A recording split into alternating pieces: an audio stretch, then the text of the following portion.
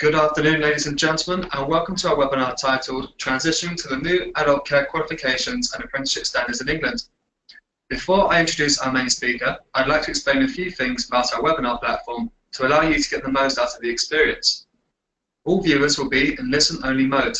However, to engage with the webinar, please use the on-screen panel. Using the tabs of this panel, you can adjust your audio settings and choose to see the webcam of our presenters if available. You can also use the question and chat tabs to engage with us.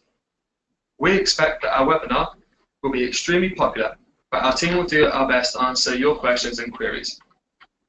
During our webinar, we will also be running a number of polls. To record your response, please click on the on-screen voting button when asked to do so. After the webinar, we will be providing a recording, a copy of the slides, and a fact sheet to address any unanswered questions. So now I'd like to hand over to our main presenter, Geraldine Duckworth. Thank you very much, and welcome everybody.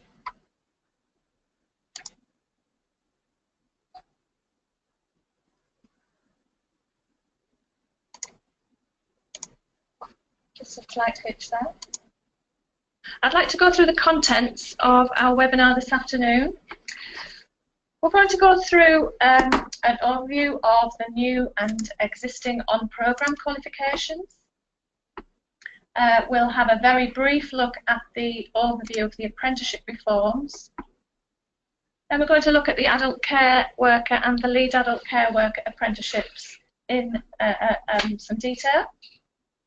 I'll give you an update on where we are in terms of lead practitioner in adult care and leader in adult care standards. Then we'll think about your delivery of those standards and how we can support you to prepare for the delivery and for endpoint assessment. So the qualifications that I'm going to talk about today are the new Level 2 Diploma in Care, the Level 3 Diploma in Adult Care, and the Level 5 Diploma in Leadership and Management in Adult Care. The qualification numbers are there on the slide for you, for your reference.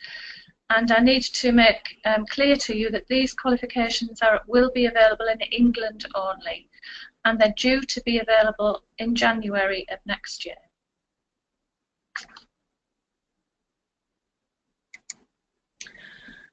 So looking at the Diploma in Care, Level 2, this actually covers both adult care and health, so it's a joint qualification.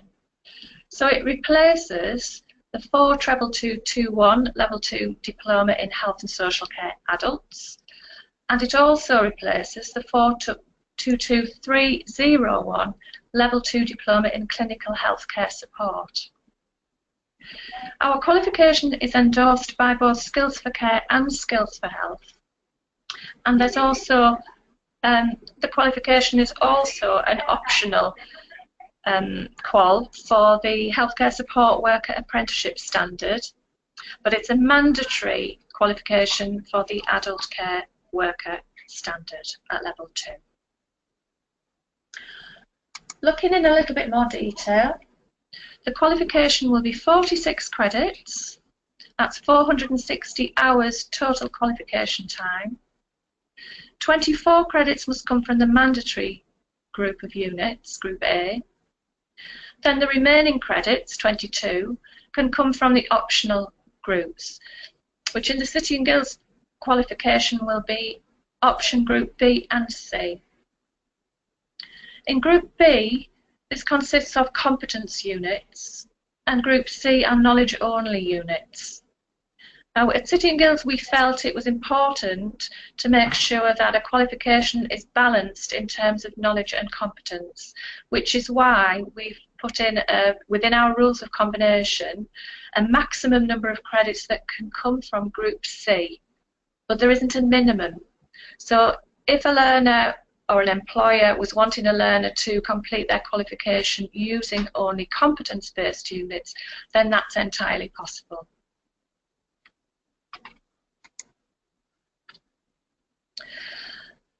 This slide actually looks at the titles of the mandatory units, and you'll see, looking through those, that they will be really very familiar to you. So there's nothing there that actually isn't included in the current diploma in health and social care at level 2. When we come to the optional group, however, I haven't been able to include all 50 odd units on the one slide, so I've taken some themes which will be covered in the competence-based units and in the knowledge units. But you can see there'll be lots of units around personal care and support, quite a few units around that which support the activities of daily living. We have some end-of-life care units in there.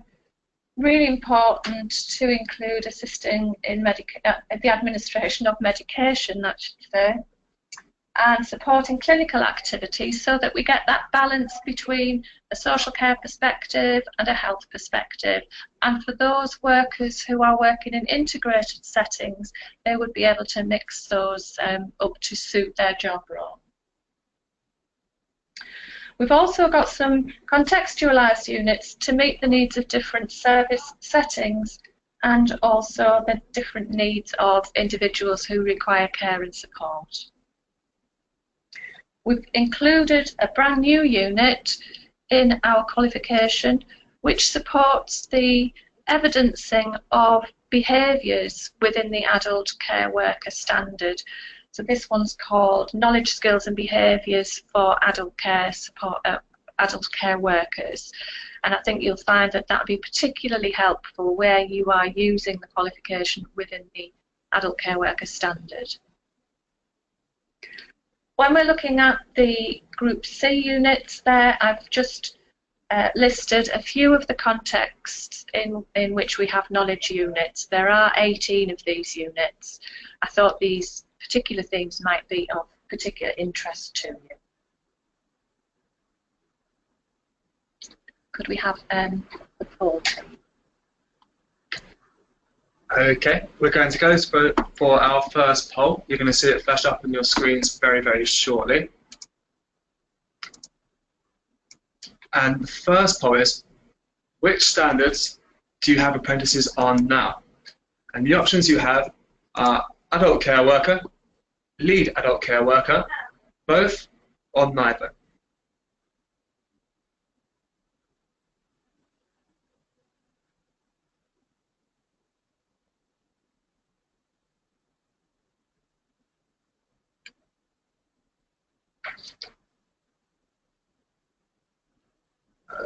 Okay. As you can see, majority of you don't offer any of them, and 30% of you offer both. That's really interesting and good to know. Can we move on to the second poll now, please, Drew? We can do. So you'll see one more poll flash up. This poll is, are you intending to use the City and Guilds Diploma in Care as your on programme? And the answers for this poll are yes, no, or don't know.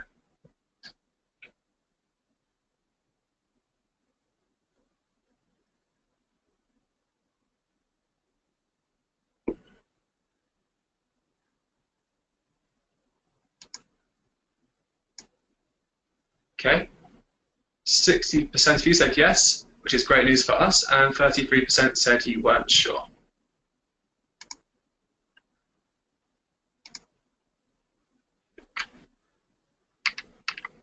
Thanks very much, everybody. So now we'll go on to look at the Diploma in Adult Care Level 3, which again is going to be available from January of next year and replaces the 42231 Level 3 Diploma in Health and Social Care Adults in England. There'll be a wide range of optional units within this qualification, and it's also the mandatory qualification in the Lead Adult Care Worker Apprenticeship. Actually, what we're doing with our approvals for the qualification, and it's outlined on this slide, it would be similar for the Diploma in Care Level 2, is that we will be giving our current centres automatic approval for the qualifications. So if you are already delivering the Health and Social Care Diploma at Level 3, you will automatically be approved for the new Diploma in Adult Care from January. Again, looking at the mandatory units first, you will see very familiar themes here, and so I'll let you just look at those at your leisure when you get the slides. As far as the rules of combination go, the 28 credits must come from the mandatory Group A units, and a minimum of 30 credits must be taken from the optional groups B, C and D.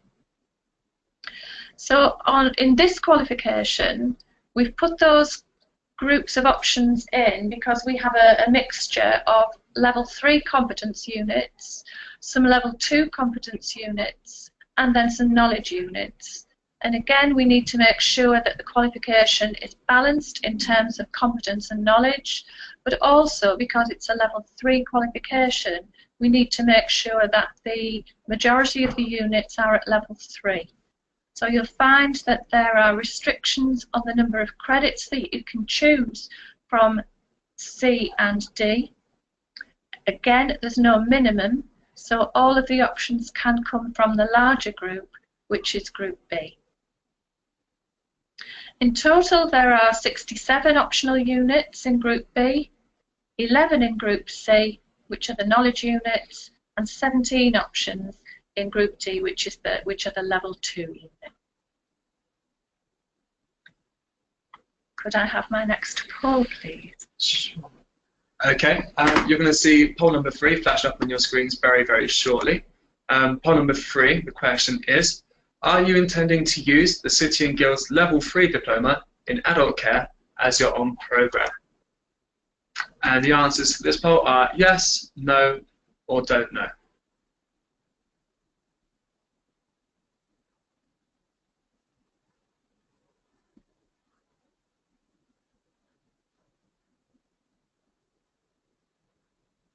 Okay, some really good news for us. 68% of you said yes, and 27% of you said don't know, so I'm sure Geraldine is very happy about that.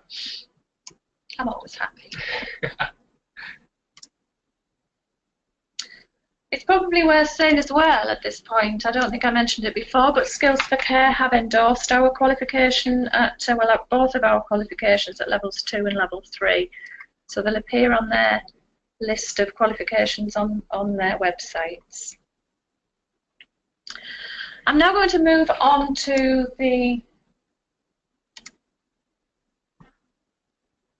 try and move on.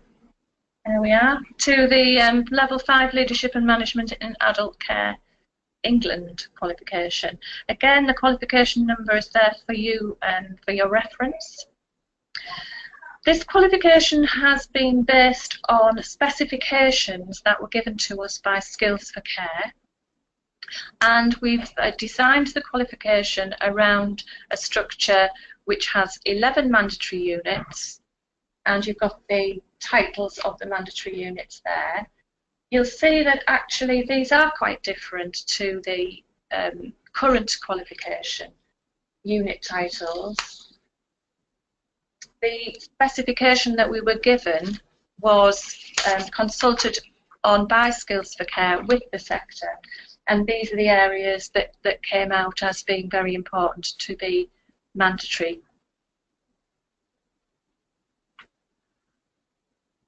In terms of the optional units, the learners must choose 7 units from this group of units. So there aren't as many as there have been previously in the current leadership and management qualification. What this qualification is designed to do is to support the leadership and management aspect of level 5 rather than the advanced practice, which is one of the reasons why there are fewer optional units. We have consulted with centres and with employers around what kind of units should be in there as options, and these have come back as being really positive.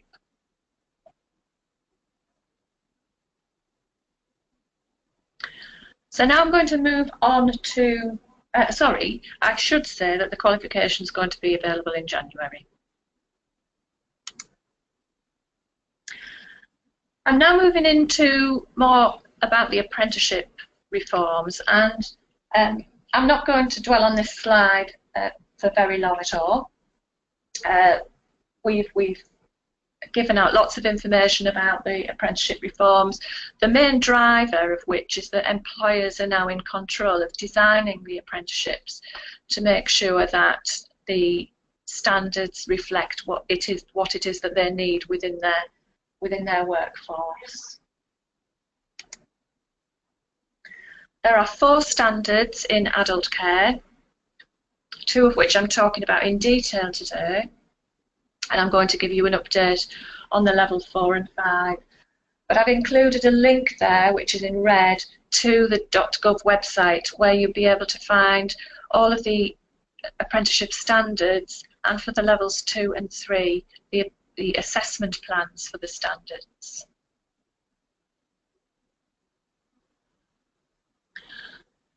And there is another Trailblazer group just starting up, actually, to look at level 4. This is going to be looking at a level 4 role around autism and learning disability services. So that'll be really interesting to see what comes out of that.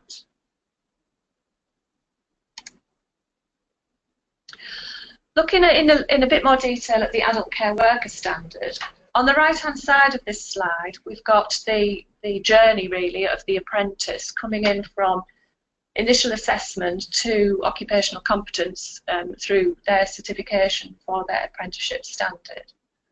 And I know I've talked quite a lot about initial assessment and how important that is in relation to apprenticeships.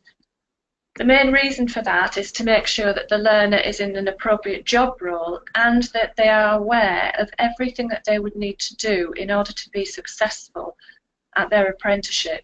So not only going through that learning program, but identifying that there is a gateway process which they need to meet and go through in order to access their endpoint assessment, and then to understand what that endpoint assessment means to them, what they have to do, and what it's going to look like. So looking in a bit more detail about what happens at Gateway, for the adult care worker standard, the apprentice needs to have evidence of having met the 15 standards that's outlined in the care certificate, which means they have to have gone through an induction based on the care certificate standard or relating to those standards. Also, the learner needs to have achieved level 1 maths and English, but also have attempted maths and English level 2 by sitting the test. At the moment, the assessment plan which is published, and the standard which is published actually, states that the qualification that's mandatory is the level 2 diploma in health and social care adults. And that's because obviously that qualification exists and will continue to exist until the end of December. From January, the level 2 diploma in care will be the mandatory qualification. The last 2 bullets there, self-assessment and service user witness testimonies, are also included in the published assessment plan. Now they are there as prerequisites to endpoint assessment at the moment. My understanding is that those standards and assessment plans will be changed to reflect the conversations that have been happening within the Trailblazer group, talking about self-evaluation for a learner rather than self-assessment, and that the self-evaluation would be something that the learner would do in preparation for their gateway interview or meeting. So City and Guilds are going to, or are producing a pro forma for that self-evaluation, and we want that to be thorough enough but not overburdensome. So you'll find that that'll be really very straightforward, and that will be available in the endpoint assessment pack when I come to talk about that shortly. Service user witness testimonies were proved to be quite challenging for the sector, and therefore the requirement for those will be removed from the standard and assessment plan. shortly, once the revised ones are published. So when we come to the endpoint assessment tools, if you like, or instruments, then we've got a situational judgment test, which is based on 60 questions, and a professional discussion, which is a 45-minute maximum duration.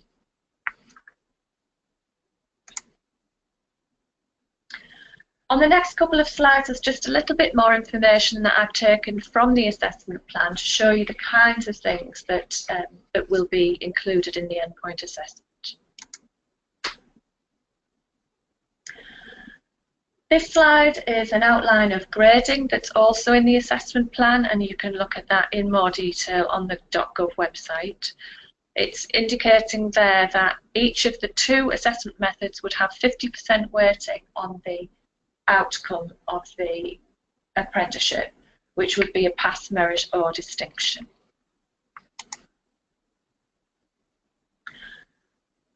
A very similar slide here in terms of the lead adult care worker standard. I'm not going to go through this in detail now as I want to move on, but the same applies here. There are things that are in the published assessment plan which will be changed in the very near future.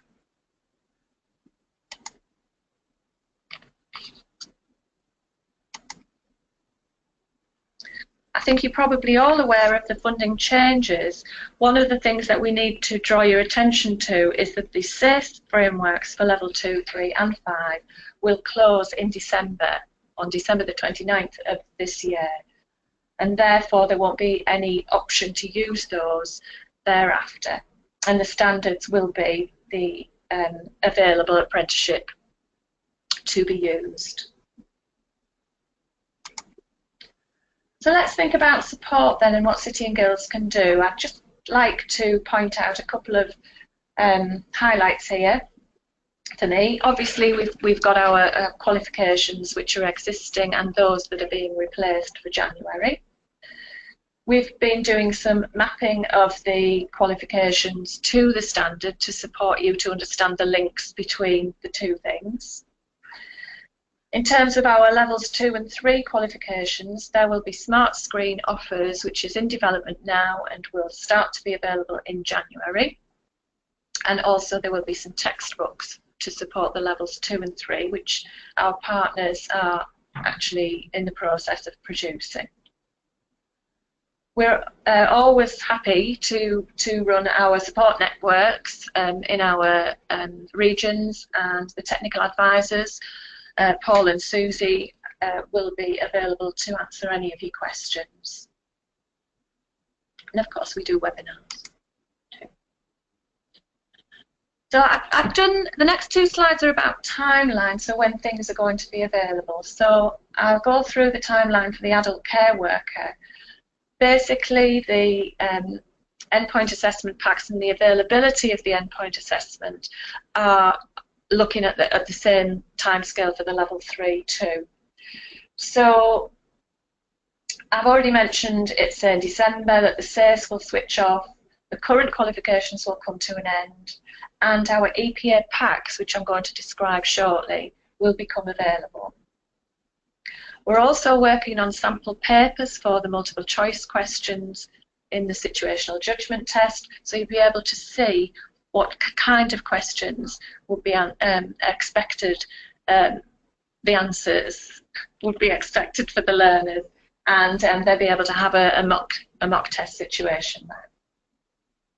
Through January and February we'll have the new teaching and learning resources coming on board, and then in March the endpoint assessment registration will open on Walled Garden. We'll have a deadline for booking the first endpoint assessment there, and at that time in March the live Evolve test will become available for the situational judgment test. We're expecting the first professional discussion appointment to be made and carried out in May.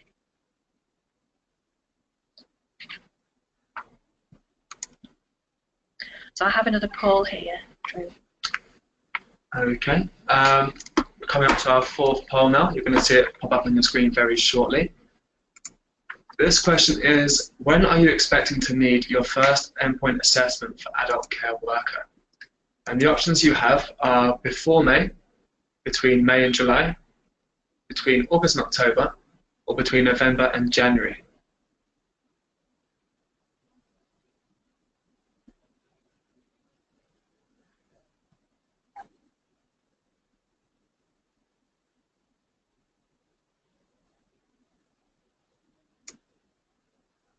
Okay, thanks for voting. The majority of you said November to January, which is great news.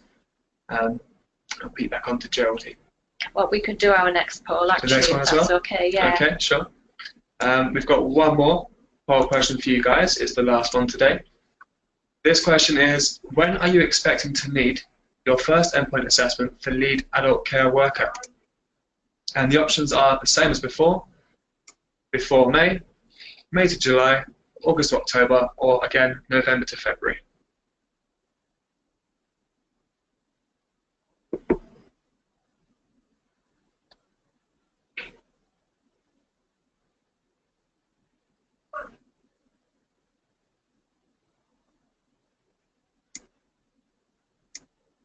And again, the majority of you said between November and February. That's really interesting for us to know.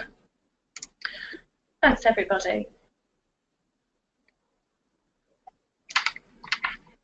So now I'm just going to give you a very quick update on the where we are with the level 4 and 5 standards.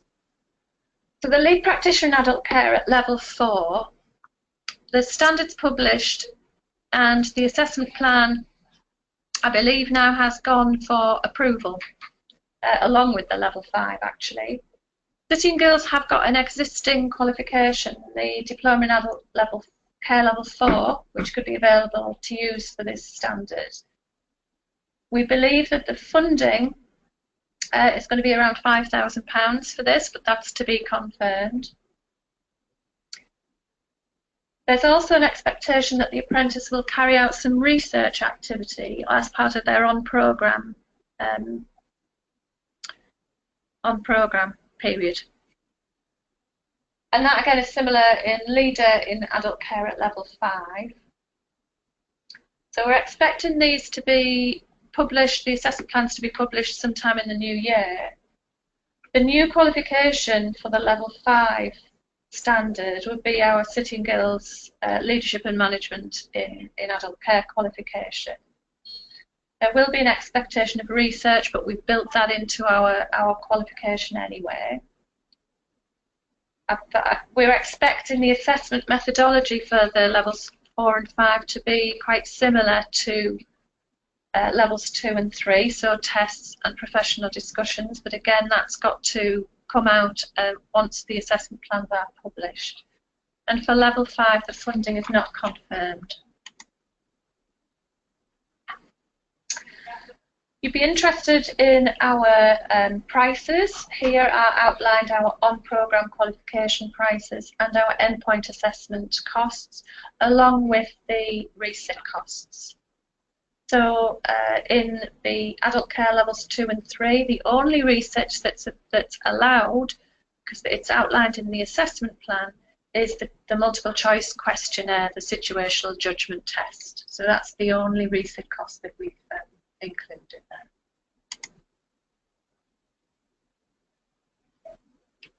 Carrying on with endpoint assessment packs, which will become available according to the timeline.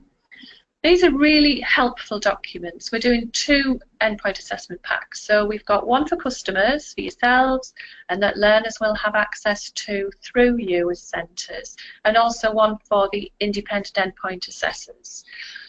The beauty of these is that they will outline people's roles and responsibilities. There'll be indications of what you need to do to prepare learners for endpoint assessment, and also for the professional discussion, for example. There'll be an outline grading descriptors to help you and learners identify what it is they need to do in order to get a pass, a merit and a distinction.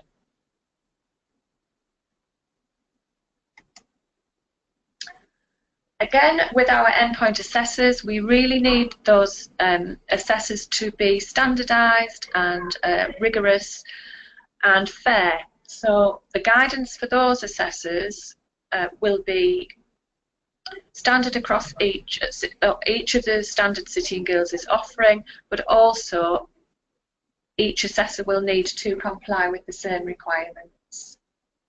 They will have more detailed marking and grading criteria, obviously, because they would make the decisions.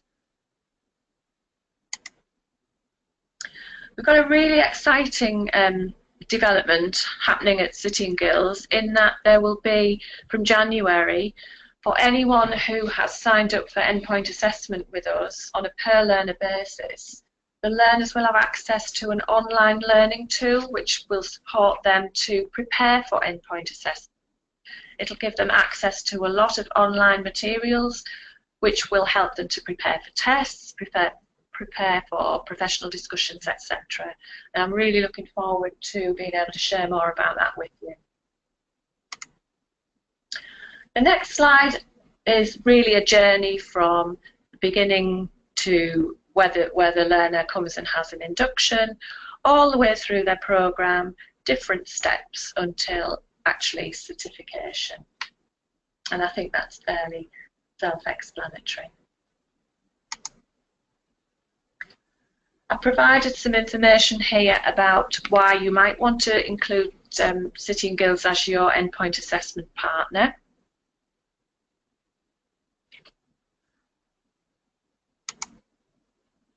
And hopefully once you've made that decision, you will be able to follow our approval process.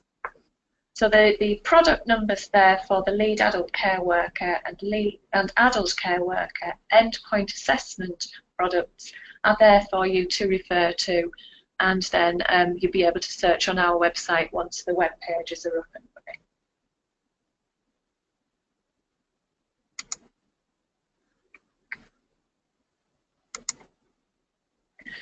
There's just some information on this slide here about if you wanted to become an endpoint assessor with City and Guilds.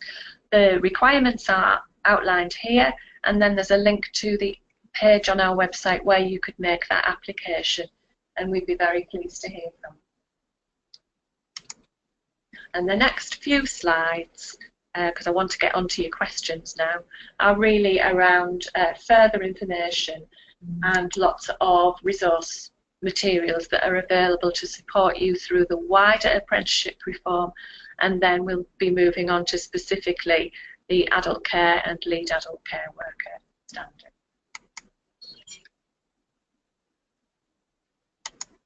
So thank you very much for listening, and I'd welcome your questions now. Have a look. So if you have any questions for Geraldine, please can you type them into the questions tab and it'll pop up on our screen. So any questions, please just type them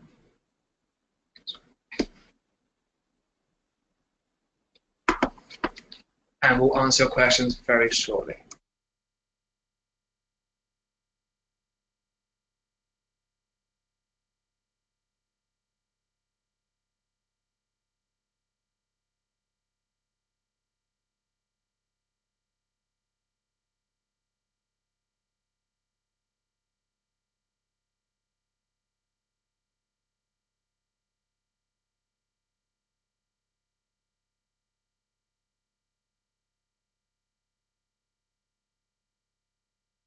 Okay, we've got a question here. I'm not quite sure I've got enough time to answer this one, but I'll have a go. How different will the delivery need to be? I think what's intended there is perhaps what's the difference between the apprenticeships now and the apprenticeships in the future. I think the main thing that I want to pick up on here really is the delivery of the apprenticeship standards needs to be a joint effort between the training provider and the employer. As I said previously, the employer is in charge basically of within the apprenticeship reforms, and they really do need to drive this whole process. So if you are asking the question as a centre, a college or a training provider, the really key element for you is to engage very early on with your employers and find out from them what it is they need, what they will be able to support you with in terms of delivery, because there's no reason at all why the employers shouldn't be delivering elements of the standard knowledge, for example.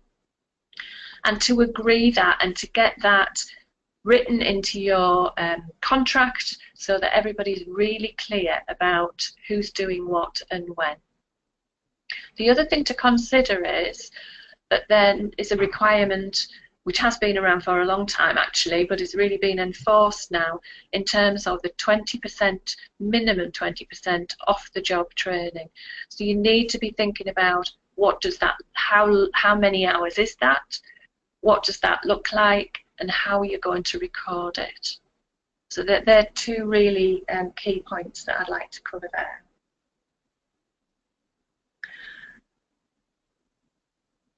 Can you scroll down so I can see some more questions? Thank you.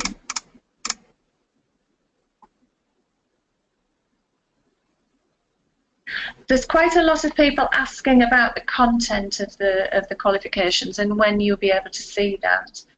So we're in the process of building web pages for our new qualifications.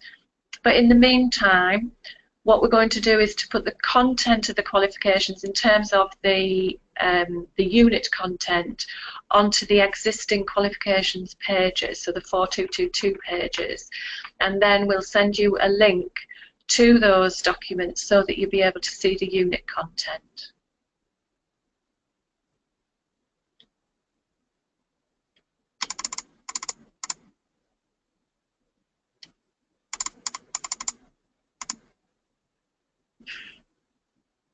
There's a question here about why are you not having a resit for the professional discussion.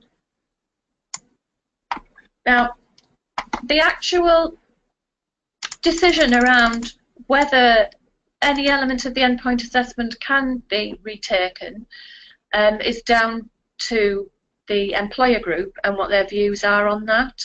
So the employer group were very clear that they felt that the knowledge element was an area where they felt comfortable in allowing a resit, but the professional discussion is really something that the learner should be well prepared for, and actually the learner should be comfortable enough with the professional discussion assessor and able to articulate what they've done in order to achieve the apprenticeship, and also to indicate what kind of grading they would be expecting. So within the published assessment plan, there's only detail about resitting the situational judgment test, and that's the situation.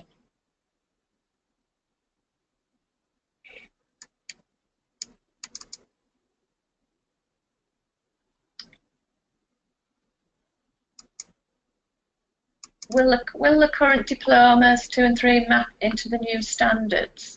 We're going to be producing a mapping document to outline where the qualification content actually covers the standard.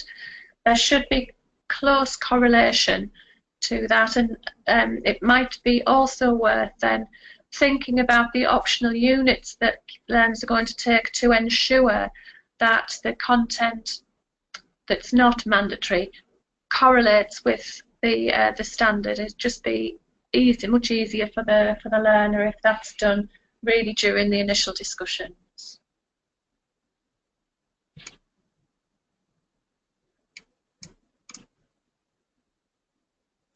When is the level 4 coming? I'm not quite sure when that relates to the qualification or the standard. In terms of the qualification, the level 4 qualification is there now. It's been around for a couple of years actually, so that's available. The level 4 assessment plan is not within City and Guilds gift to say when that will be available, because it needs to go into a government department and to the Institute for Apprenticeships and come out of the other end. And actually, it's not in the gift of the Trailblazer Group either. Once they've submitted that, it goes through processes and then it's published.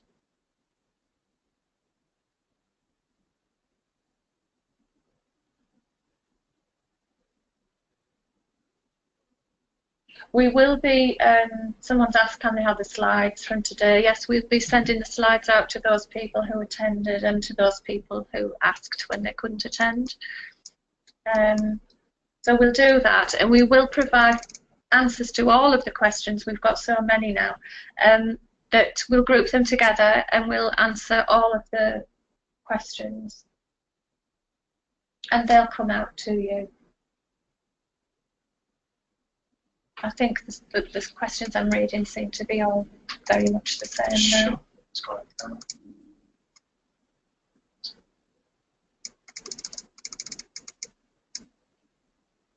I didn't mention actually, oh, there's an interesting question. Is there still a need for EQAs, external quality assurers? Well, as we still have mandatory qualifications in our standards, then absolutely, that qualification still requires assessors, IQAs, and an external quality assurance system, which would be our EQA. So yes, that would be the case, absolutely.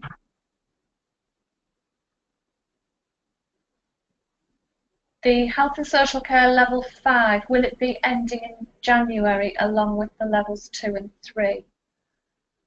So the current qualification at level 5, the Leadership and Management Diploma, it's got several pathways, 3 children and young people and 3 adult pathways originally. The level 5 management and residential management pathways will close in December. The advanced practice pathway, actually, I'm going to extend that because there's no alternative. There's no alternative qualification for people who want to do that advanced practice route.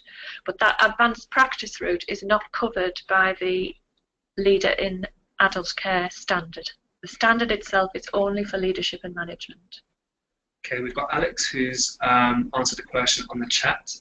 And this question was, one of your slides said that as an existing C&G accredited centre, we must apply for EPA. Is this correct, and would this be for Walled Garden?